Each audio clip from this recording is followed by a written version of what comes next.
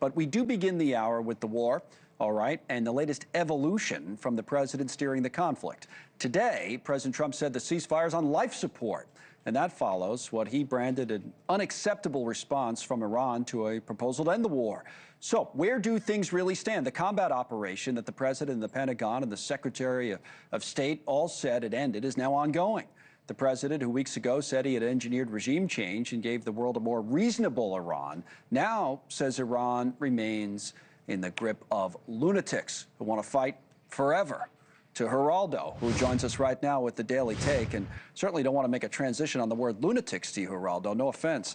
But at the same time, that's what the president was saying today about... I appreciate that. Thanks, bud. Iran, and he says this, their proposal's a piece of garbage and the whole thing, the ceasefire's on life support. So what's going on? It doesn't matter that they're lunatics, Connell. It matters that they have closed the Strait of Hormuz, that they have changed the way the world does business or sees its future. We've got a brand new phenomenon.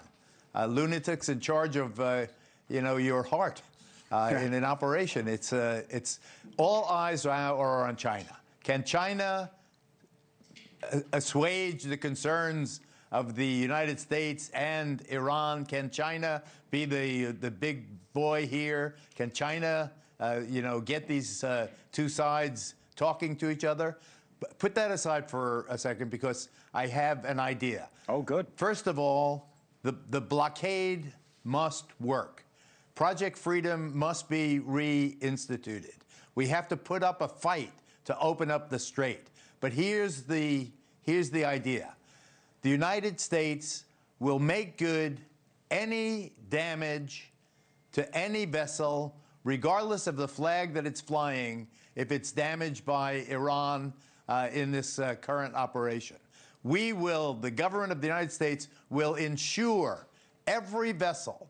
So there'll be no Lloyd's of London involved, the various other interests that are involved, particularly companies that have stockholders that have responsibility to the stockholders. We, the United States, will insure every vessel and hold harmless everyone who obeys the instructions of the United States military in exiting the Strait, or for that matter, incoming the Strait of Hormuz. What do you think? Interesting. So that's interesting. So a couple of things. Number one, just for our audience, the video at the bottom of the screen, the president's going to appear again. We saw him once earlier when he made those comments about the ceasefire and life support. This is an event honoring the football champions from Indiana University and their undefeated season and all that. So they have a huge crowd of the South Lawn for that. And who knows, he may also speak about some of what we're talking about. So you're hitting on a point that we've talked about a lot, that it's really the insurance companies that are holding this up, and you think we become the insurance company.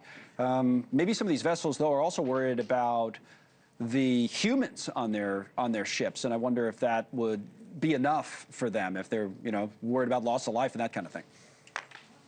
Well, I'm sure the humanitarian aspect is obviously profoundly relevant.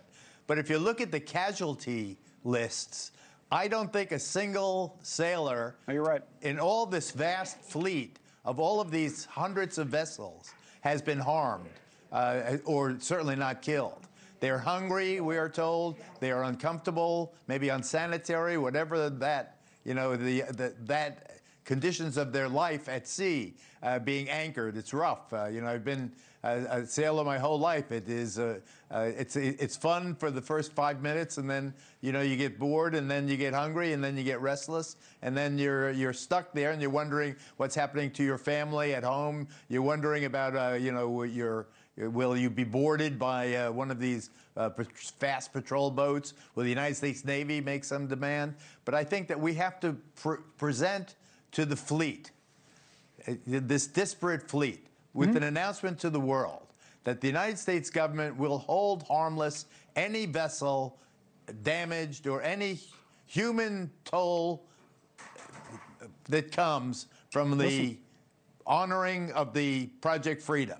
The Strait of Hormuz must be open. The world must recognize that it is open. And at the same time, we've got to be, and I've seen the Lieutenant General in the last hour particularly, we need a kinetic aspect to this Project Freedom.